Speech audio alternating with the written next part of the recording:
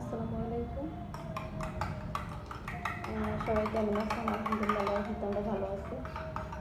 আসলে আমাদের খাবার আছে, আমার হাজব্যান্ড কোনো ধরনের মাছ খায় না। ওর হচ্ছে সবসময় দেখা যায় যে আলু ভর্তা, ডিম ভাজি এগুলোই বেশিরভাগ খাওয়া হয়, চিকেন টিকেন এগুলোই।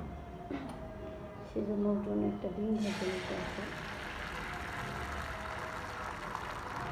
ওর বেশিরভাগই দেখা যায় যে চিকেন চাই বা এটা ওইটা, নাহলে ডিম ভাজি, আলু ভর্তা এইসব না,